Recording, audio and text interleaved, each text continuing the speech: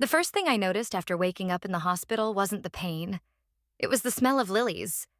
Penelope's signature perfume lingering in the air like a warning I was too drugged to understand. My name is Iris, and 3 weeks ago, someone tried to kill me. At least that's what I've pieced together since the accident that sent my car careening off Chapman Bridge at midnight. The police called it a brake failure. Clean cut, open and shut. But nothing about the jagged scars running down my left arm or the metal pins in my leg feels clean or simple. Darling, you really should eat something. Penelope coos, arranging yet another bouquet by my bedside. My soon-to-be stepmother's perfectly manicured nails tap against the vase. We can't have you looking gaunt for the wedding photos. I force a weak smile. The wedding's still on schedule then? Of course. We couldn't possibly postpone. The venue deposit alone. She trails off, studying my face with practiced concern. Though obviously some adjustments will need to be made, given your condition. The way she says condition makes my skin crawl, like I'm a broken doll that needs to be hidden away in the attic. What kind of adjustments? I managed to ask, though I already know where this is going. Well, sweetheart, the bridesmaid dress would need complete alterations to accommodate your wheelchair, and the dance numbers we planned. She sighs dramatically. Perhaps it would be easier if Mia took over your duties? Just until you're better, of course. Right on cue, my stepsister-to-be appears in the doorway, barely containing her smirk. Mom, Dad's waiting in the car. We have that cake tasting, remember? Oh yes, Iris dear. We'll have to continue this later. Rest up. Penelope air kisses somewhere near my cheek before clicking her way to the door in 4-inch heels. I wait until their footsteps fade before letting my smile drop. My father visits later, guilt written all over his face as he officially delivers the news about my replacement in the wedding party. He keeps saying how much easier this will be for everyone, how I can just focus on healing, how Mia is doing me a favor. But something in the way Penelope orchestrated this whole thing nags at me. The timing is too perfect. The sympathy too rehearsed. Even the accident itself, late at night on a road I rarely took, except when driving home from my weekly art class. A class Mia had asked about just days before. A class whose schedule I'd mentioned only once at dinner. My hands shake as I reach for my phone, pulling up the contact for a private nurse service I'd researched during my sleepless nights. If Penelope wants a broken doll, I'll play the part. But while everyone's distracted with wedding preparations, I'm going to find out exactly why my brakes failed that night. The phone rings twice before connecting. Hello, I say, my voice steady despite the anger burning in my chest. I'd like to hire someone discreet. I need help with my recovery, and a few other things. The receptionist connects me to a nurse named Cecilia. As I explain my situation, leaving out my suspicions, she responds with just the right amount of professional sympathy. But there's something else in her voice. A sharp edge that tells me she might be exactly the ally I need. I can start tomorrow, she says. We'll focus on getting you back on your feet. All of you. I hang up and lean back against my pillows, remembering how Mia had borrowed Penelope's car the night of my accident. How she'd been vague about where she'd been. How she'd arrived at the hospital before anyone had even called her. Let them think they've won. Let them plan their perfect wedding while I sit quietly in my wheelchair, smiling and broken. They don't know it yet, but they've given me exactly what I need. Time to uncover the truth and a front row seat to their performance. I close my eyes, touching the largest scar on my arm. Soon they'll learn what I already know. Some broken things don't heal back the same. Sometimes they come back sharper. Cecilia arrived exactly on time, wearing plain scrubs and carrying a medical bag that looked too heavy for her slim frame. No perfume, minimal makeup, hair pulled back severely. She was everything Penelope wasn't. Let's start with your morning routine, she said, helping me sit up. Her hands were gentle but firm, professional without being cold. Show me what you can do independently.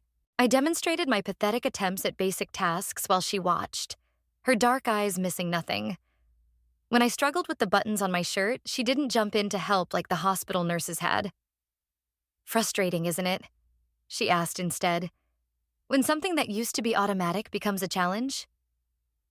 Everything's a challenge now, I admitted, finally getting the last button through. Including detecting lies? The question was casual, but her gaze was sharp. I froze. What do you mean? Your stepmother visited this morning. I observed her body language while she was talking about the wedding. Classic signs of deception. Minimal eye contact, excessive gesturing, touching her face while speaking. You were watching her? Cecilia smiled slightly. I observe everyone. Old habit from my previous nursing positions. Would you like to learn how? That's when I knew I'd made the right choice. Yes, I said. I would. We spent the morning on physical therapy, but between exercises, Cecilia dropped little nuggets of information. How to spot micro-expressions. The tells of someone constructing a lie versus recalling truth. Ways to guide conversations to reveal inconsistencies. Your stepsister's visiting this afternoon, she mentioned while helping me practice with my crutches. Want to test what you've learned? Right on cue, Mia breezed in wearing designer workout clothes, as if to emphasize how mobile she was compared to me. Oh good, you're actually trying to get better. Mom was worried you might milk this for attention. Cecilia's face remained neutral, but I caught her subtle nod. Watch carefully. How thoughtful of you to visit, I said. Especially since you must be so busy with wedding preparations. And other things. Mia's right hand twitched toward her neck. Self-soothing gesture, Cecilia had explained. Well, you know, just doing what needs to be done. Someone has to step up. Like the night of my accident? You stepped up then too, borrowing your mom's car. The color drained from her face. I needed to run errands. At midnight? I don't have to explain myself to you. Mia stood abruptly. Maybe if you weren't so self-absorbed, you'd understand that not everything is about you. After she stormed out, Cecilia helped me back to bed. Did you see? She asked. Everything. The neck touching, the stuttering, the defensive anger. She's hiding something big. Good, you're learning. Cecilia pulled out her phone, showing me an app. I tracked her location while she was here. Want to see where else she's been? My eyes widened. You can do that? Let's just say I have resources. The question is, how far do you want to take this? I thought about Mia's smug face, about Penelope's calculated sympathy, about my father's guilty avoidance. All the way, I said. I want to know everything. Then we'll need access to their phones, computers, any surveillance cameras near the accident site. She paused. This could get messy. Are you sure? I gestured to my scarred arm, my braced leg. Look at me. I'm already messy. At least this way I won't be the only one. Cecilia nodded, pulling a small notebook from her bag. Then let's start with the night of your accident. Tell me everything you remember, especially about Mia borrowing that car. As I talked, a memory surfaced. Mia's voice, thinking I was still unconscious in the hospital. Don't worry, Mom. The broken doll won't cause any problems. I looked at Cecilia, my voice hard. They think I'm just going to sit quietly and heal. Let them. It'll make it easier to figure out exactly what they did. And then I'll show them just how sharp a broken doll's edges can be. Cecilia smiled, a predatory gleam in her eye. I was hoping you'd say that. Now, let's talk about installing some surveillance equipment of our own. Wedding preparations transformed our house into a war zone of white tulle and flower arrangements. I wheeled through it all like a ghost, watching, listening, collecting pieces of a puzzle I was finally starting to understand. The dress fitting is at 3. Penelope announced at breakfast, not even looking in my direction. Mia, darling, I've had them prepare something special. It's going to be perfect, Mia gushed, shooting me a triumphant look. Everything's falling into place exactly like we planned. I caught the slip immediately. They planned? Before my accident? But Cecilia had taught me to keep my face neutral, to let people's words hang themselves. Later, I positioned my wheelchair near the living room, pretending to doze while Mia entertained her friend Jayla. Cecilia had planted a tiny recording device in my chair's armrest, its red light blinking steadily. I still can't believe how perfectly it worked out, Jayla was saying. Like, what are the chances? Mia's laugh was sharp. Please. Chances had nothing to do with it. I put that broken doll in her place permanently. My heart pounded, but I kept my breathing steady, my eyes closed. But aren't you worried she'll figure it out? Please, she can barely dress herself.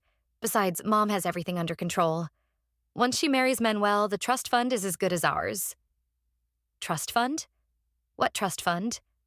My phone buzzed. Cecilia's signal. I'd heard enough. I made a show of stirring, and the conversation quickly shifted to wedding flowers. In my room, Cecilia was waiting with her laptop. Got it all, she said, playing back the recording. But there's more. Look at this. She pulled up a GPS map showing a red line tracking Mia's movements the night of my accident. The path went nowhere near the errands she'd claimed to be running. Instead, it showed her car circling the bridge where I crashed, hours before I even left my art class. She was waiting for me, I whispered. There's something else. Cecilia clicked through some files. I managed to recover deleted voicemails from your father's phone backup. Listen. Penelope's voice filled the room. Ray, you need to make sure the car breaks down tonight. Not just a little problem. It needs to look real. Manuel can't suspect. Yes, I know it's dangerous, but think about the money. Once Iris is out of the way. The recording cut off, but I'd heard enough. My hands were shaking with rage. Ray, that's Penelope's brother, I said. He's a mechanic. Who had access to your car during its last service, Cecilia confirmed. 2 weeks before the accident, a knock at the door made us both jump. My father stood there looking uncomfortable. Princess, can we talk about the wedding seating? Penelope thinks maybe you'd be more comfortable at the back, where the wheelchair won't be so visible. I forced a smile. Whatever makes things easier, Dad. He looked relieved, missing how my fingers dug into my armrests. You're being so brave about all this. I know it's not easy. It's fine. I cut him off. Really, I just want everyone to be happy. After he left, Cecilia raised an eyebrow. Nice performance. I learned from the best, I said bitterly. Penelope's been performing since day one, but I need to know more about this trust fund they mentioned. Already on it. Cecilia pulled out her phone. I'm meeting someone tomorrow who might have answers. Your father's lawyer, Tobias. He reached out to me privately. Can we trust him? We're about to find out. But Iris... She hesitated. The more we uncover, the worse this gets. Are you prepared for what we might find? I looked at the GPS map still glowing on the screen, at the deliberate path Mia had taken while waiting to make sure I'd have my accident. They tried to kill me, Cecilia. They planned it, executed it, and now they're celebrating their success with flower arrangements and cake tastings. I'm not just prepared. I'm counting on it being worse than we thought. Because the worse it is, the sweeter the revenge will be. I wheeled to my window, watching Penelope direct workers setting up wedding decorations in the garden. They wanted a family celebration. They'll get one they'll never forget. Cecilia started packing up her equipment. Tomorrow, then, we'll see what Tobias knows. And then we start planning your special wedding toast. For the first time since the accident, I felt truly alive. Let them decorate. Let them plan. Let them think they've won. Their perfect day was coming, and so was mine. The coffee shop was quiet when Tobias slid into the booth across from Cecilia and me. His expensive suit looked out of place among the morning crowd of students and remote workers. You shouldn't be seen with me, he said immediately, voice low. Penelope has eyes everywhere. Then talk fast, Cecilia replied. She'd positioned herself to watch the door while keeping her phone's camera trained on Tobias. He pulled out a thick manila envelope. Your father's original will, Iris. The one he had before Penelope convinced him to make adjustments. My hands trembled as I opened it. What kind of adjustments? The trust fund was meant to be yours entirely on your 25th birthday, but the new version has conditions. He grimaced. If you're deemed mentally or physically unfit to manage it, control transfers to your legal guardian, which, after the wedding, would be Penelope. I finished. How much money are we talking about? When Tobias named the figure, I felt sick.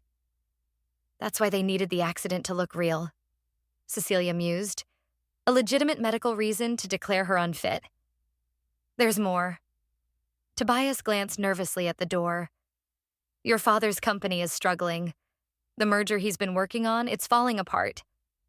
But Penelope's brother, Ray, he represents investors who could save it. Let me guess, I said. Only if the wedding goes through. Your father doesn't know about the trust fund changes. Penelope had me process them separately, claimed it was your idea to protect your assets during recovery. And you just went along with it? His face reddened. She has leverage on many people, including me. But this? He gestured to my wheelchair. I never thought she'd go this far. The coffee shop door chimed. Mia walked in, absorbed in her phone. Without missing a beat, Cecilia knocked her coffee into my lap. Oh no, she exclaimed loudly. Let's get you cleaned up. By the time Mia looked our way, Tobias had vanished and Cecilia was making a show of dabbing at my clothes. Mia barely spared us a glance before ordering her drink. In the bathroom, Cecilia helped me change while I processed what we'd learned. They're going to get away with everything, I whispered. The money, the company, my father. No, Cecilia said firmly. They won't, because now we have proof of motive and a witness. Tobias won't testify. He's too scared. He doesn't have to, not if we play this right. She pulled out her phone, showing me an app. Everything he said was recorded and backed up to 3 separate servers. Back home, wedding chaos had reached fever pitch. Penelope was berating florists while Mia practiced her bridesmaid walk in the hallway. Iris, my father called out. Come see the altar arrangement. I wheeled over, playing my part. The flowers were white lilies, Penelope's favorite. Their sickly sweet scent made my head spin. Beautiful, I managed. Just like our new family will be. Penelope cooed, resting her hand on my father's arm. Everything's coming together perfectly. Later, in my room, Cecilia helped me sort through the documents Tobias had provided. The trust fund transfer paperwork requires a medical evaluation, she noted. Guess who's scheduled to perform it? Ray's wife, I guessed. She's a doctor, right? Bingo, the whole thing's rigged, but... She smiled dangerously. They don't know that we know. What's our next move? We keep gathering evidence. And you keep playing the grateful broken daughter. She paused. The wedding's in 3 days. Can you hold it together that long? I thought about Penelope's smug smile, about Mia practicing her walk down my father's aisle, about Ray's wife preparing to declare me unfit. I can do better than that, I said. I'll give the performance of my life. In fact, I pulled up the wedding program on my phone. I'd like to request a special moment to thank my new family, a speech during the reception. Cecilia's eyes gleamed. Perfect. They'll never see it coming. Neither will my father, I said quietly. He's going to be devastated. Sometimes the truth hurts, Cecilia replied. But letting them get away with attempted murder would hurt more. She was right. I looked at the lily arrangement, its petals already beginning to brown at the edges. In 3 days, Penelope's perfect wedding would become her worst nightmare, and I would make sure everyone knew exactly why. 2 days before the wedding, Cecilia burst into my room with her laptop. Got it, she said, her eyes bright with triumph. The smoking gun. She turned the screen toward me. Emails between Penelope and Ray, dated weeks before my accident. The first one made my blood run cold. The brake line has to look naturally worn. Insurance investigators will check. Make it clean. P. How did you get these? I whispered. Your father's email archive. Penelope used his computer to send them, probably thought deleting them was enough, but nothing's ever really gone from a hard drive. More emails outlined their plan. Ray's wife would declare me unfit. Penelope would get control of the trust, and my father's company would be saved by Ray's mysterious investors. It's all here, Cecilia said. The whole conspiracy. A floorboard creaked outside my door. We both froze. Iris? Mia's voice called out. Have you seen my O? She stood in the doorway, staring at my decidedly un-invalid-like posture at the desk.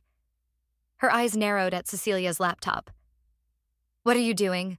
Physical therapy exercises, Cecilia said smoothly, closing the laptop. Iris is making excellent progress. Really? Mia's voice dripped with suspicion. Because it looked like you were looking at emails. Medical records, I lied. Boring stuff. Right. Mia pulled out her phone. I should tell Mom how well you're doing. She'll be so interested. After she left, Cecilia and I looked at each other. She knows something's up, I said. Then we accelerate the plan. The evidence is ready. We just need to perfect your delivery. We spent the next hour rehearsing my speech, making sure every word would hit like a bullet. But my mind kept wandering to my father. The way he smiled at Penelope. His desperate hope for a perfect family. He's going to hate me, I said finally. He's going to hate himself more, Cecilia corrected. For not seeing what was right in front of him, a commotion downstairs interrupted us. Mia's voice raised in excitement. Mom! Dad, come quick! My stomach dropped. Had she somehow accessed our files? But when we got downstairs, it was worse. Mia was practically bouncing with glee, holding up her left hand. A massive diamond sparkled there. Benson proposed, she squealed. Right in the garden under the wedding arch. Penelope was crying perfect tears of joy. My father beamed. Even Benson, Mia's longtime boyfriend, looked pleased with himself. Now we have two things to celebrate, Penelope gushed. Our perfect family keeps growing. I forced myself to smile, to congratulate them. But inside I was seething. They'd staged this, I was sure. Another power play, another way to steal the spotlight. Later that night, I heard Mia on the phone through my door. It's perfect timing. Now everyone will be so focused on my engagement, they won't even notice if Iris acts weird during the wedding. I wheeled back to my room where Cecilia was waiting. They're getting sloppy, she said. Overconfident. Good. I pulled out the USB drive containing our evidence. Because I've made some changes to my speech. Changes? If they want to make this about perfect families and celebrations, I smiled coldly. I'll give them a toast they'll never forget. Cecilia studied my face. You're sure? Once we do this, there's no going back. They took everything from me. My health, my trust fund, my father's love. They tried to kill me. I gestured to the engagement celebration continuing downstairs. And now they're building their perfect future on top of my broken pieces. So what's the plan? I pulled up the wedding schedule. Mia's giving her bridesmaid speech first. She'll be all tears and joy about family and love. Then I'll ask to say a few words. I showed Cecilia my revised speech. And I'll give them a very different lesson about family. They might try to stop you. Let them try. The evidence goes public either way. I've set up automatic emails to every wedding guest. If they interrupt my speech, they'll all get the proof on their phones instead.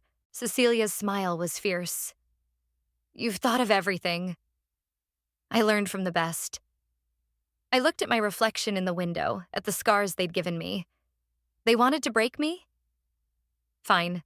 But they're about to learn that broken things can cut deep. Downstairs, champagne corks popped as the perfect family celebrated. Let them drink. In 36 hours, I'd show them exactly what toast they should have been preparing for. Wedding day dawned bright and clear, perfect for Penelope's outdoor ceremony.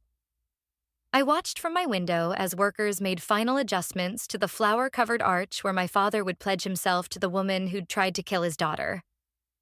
Ready? Cecilia asked, helping me into my dress. Pale blue, carefully chosen to make me look fragile.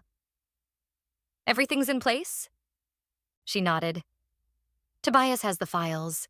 The automated emails are set up. Even if they cut the power, throw you out, or try to stop you, Every guest will know the truth by sunset. A knock at the door. My father entered, already in his tuxedo. Princess, could we talk alone for a minute?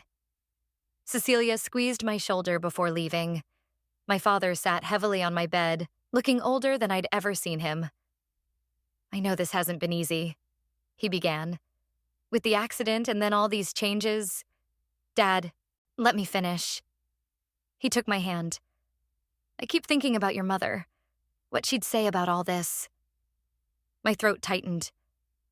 What would she say? That I'm not seeing something important, that I'm missing. He trailed off, shaking his head. I just want you to know, no matter what happens with Penelope, you're still my little girl. For a moment, I almost told him everything. But then Penelope's voice floated up from downstairs. Manuel, the photographer needs you. He squeezed my hand once before leaving. I waited until his footsteps faded before wiping my eyes. Touching, Mia drawled from the doorway.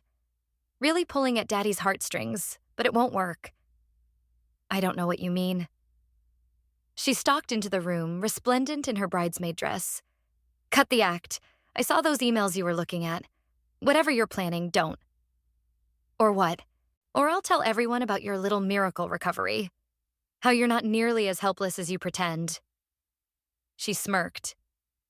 How much sympathy do you think you'll get then? About as much as you'll get when people learn you helped sabotage my car.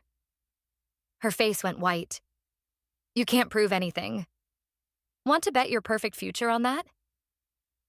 We stared each other down until Penelope called for her precious bridesmaid. Mia backed away, trying to regain her composure. Last warning, sis, she spat. Don't ruin Mom's day. The ceremony was a masterpiece of expensive taste. Guests filled the garden, string quartet playing softly. My wheelchair was positioned at the back where I wouldn't spoil the photos. I watched Mia float down the aisle, then Penelope in her designer gown. My father's face glowed with happiness as he took her hands under the arch.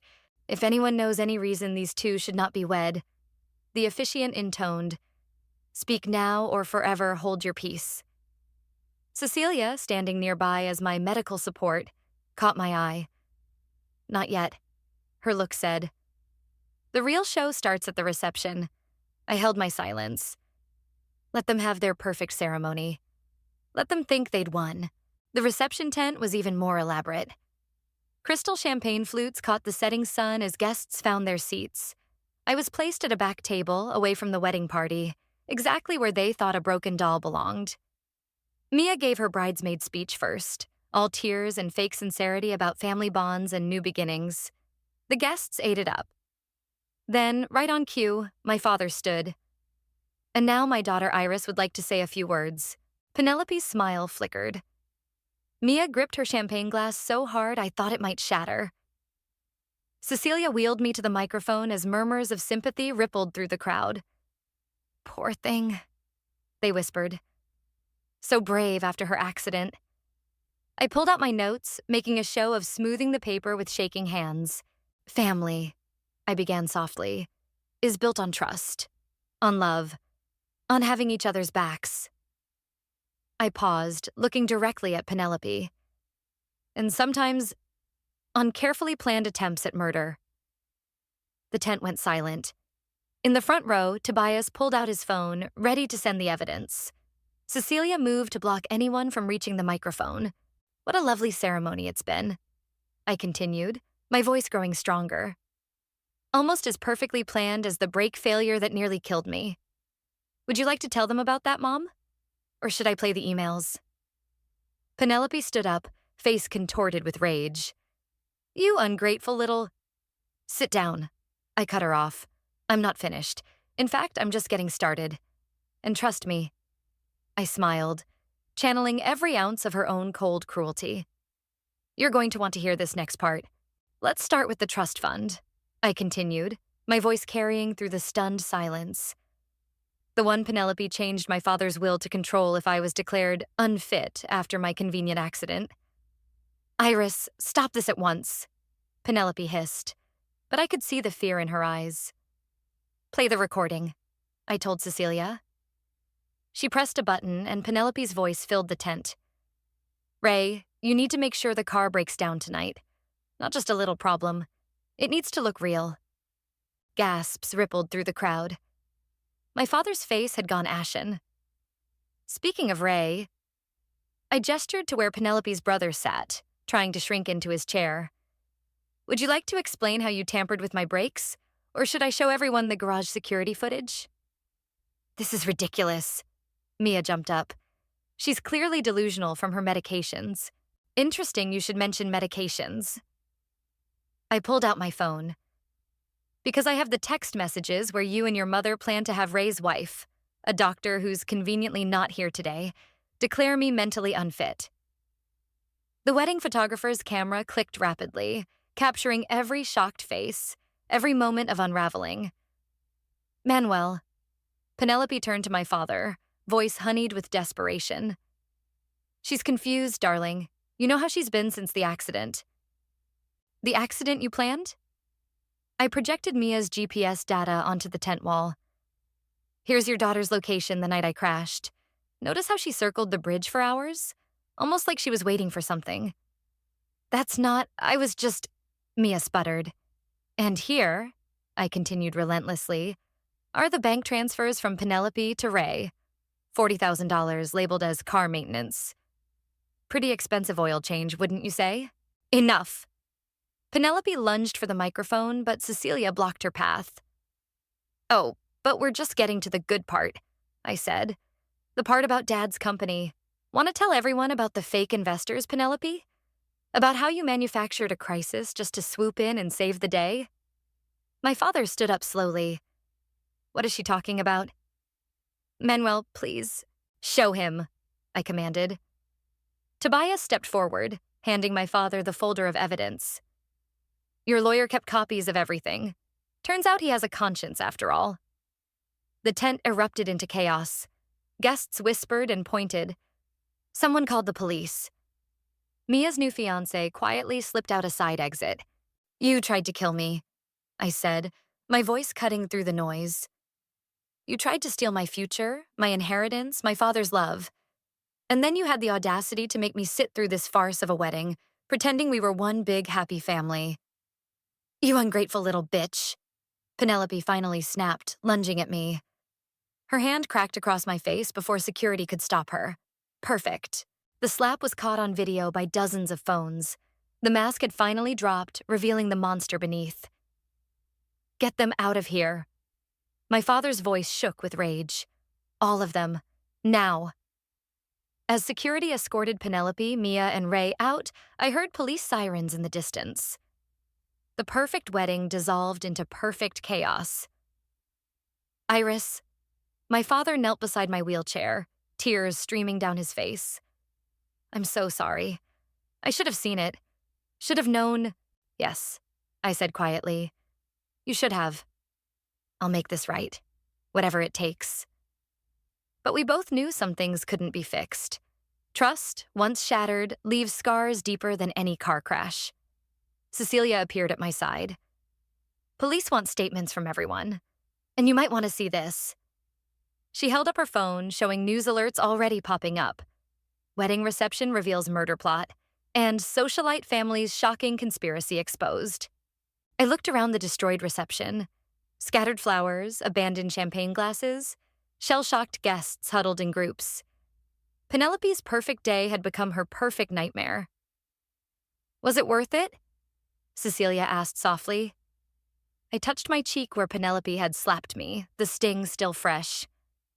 "Ask me tomorrow." But I already knew the answer. Because beneath the satisfaction of revenge, beneath the justice being served, there was something else. Freedom. Freedom from pretense, from fear, from playing the broken doll. Let them face their consequences. Let the police sort through the evidence. Let the world see them for what they really were. I had my truth, and sometimes that's the sweetest revenge of all. "Take me home," I told Cecilia.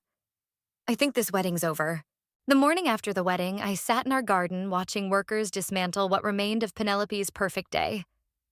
The flower arch still stood, its white lilies now wilted and brown. My phone hadn't stopped buzzing with notifications. News coverage, police updates. Penelope, Mia, and Ray were in custody, denied bail due to flight risk. Their mugshots looked nothing like the perfect family portraits they'd planned to take yesterday. Tea? Cecilia appeared beside me out of her nurse's scrubs for the first time. She looked different in regular clothes, more like herself. Is this the part where you disappear? I asked. Mission accomplished and all that? Actually, she sat down. I have another job offer. Private investigator firm in the city. They were impressed with how we handled this case. We? They want both of us. Apparently, exposing criminal conspiracies at high society weddings is marketable experience. I laughed, surprising myself. It felt good, real. I'll think about it. While you do, she handed me an envelope. Your father asked me to give you this. Inside was a letter and a key. The letter was short. I've moved out to give you space. The house is yours. It was always meant to be. I'll be at the lake house if you're ready to talk. I know sorry isn't enough, but it's all I have right now. Love, Dad. He's giving me space, I said. That's new. People change when their worlds shatter. Cecilia gestured to my wheelchair. Speaking of which, Dr. Martinez called. Your final surgery is scheduled for next week. Will you stay? Until I'm recovered? And after, if you want. Partners should stick together. The doorbell rang. Through the window, I saw Tobias standing there with more files. The trust fund paperwork is being reversed, he reported once we let him in. And the police found something interesting in Penelope's private accounts. Similar accidents, other victims. This wasn't her first attempt at this scheme. But it was her last, I said. There's something else. He pulled out his phone. Mia's been offering to testify against her mother in exchange for a deal. She's saying quite a lot. The screen showed a video of Mia in an interrogation room, mascara streaked down her face, spilling every secret. The perfect daughter had cracked completely. After Tobias left, Cecilia and I sat in the kitchen, the same kitchen where Penelope had once held court over wedding plans. What happens now? I asked. Now? Cecilia smiled. Now you heal. Really heal, not just physically. And then, she pulled out a case file. There's this interesting situation in Miami. Rich husband, suspicious boating accident, grieving wife who doesn't quite act grieving. Are you seriously pitching me our next case while I'm still in a wheelchair?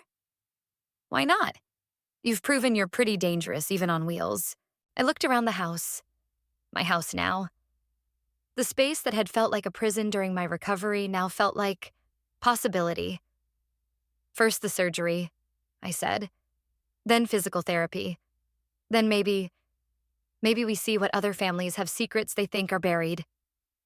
Speaking of buried secrets, Cecilia nodded toward the garden. What do you want to do with all that? Through the window, the wedding arch still stood, a monument to yesterday's destruction. I wheeled outside, Cecilia following. Together we looked at the arch, its dying flowers, its twisted symbolism. Help me up, I said. Carefully, she supported me as I stood, my legs shaking but holding. Step by tiny step, we approached the arch. Ready? She asked. I grabbed one side. She took the other. Together, we pulled until the whole thing toppled with a satisfying crash. Feel better? Actually, yes. I looked at the wreckage. Think we should clean it up? Nah. Cecilia grinned. Let the birds use it for nests. Something good should come from all this. My phone buzzed. Another news alert about the case. But for the first time, I didn't feel the need to look. The past was the past. The future. Tell me more about Miami, I said. As Cecilia outlined the case, I felt something I hadn't experienced since before the accident. Excitement. Not for revenge, not for justice, but for possibility. For what came next. Let Penelope and her perfect family face their consequences.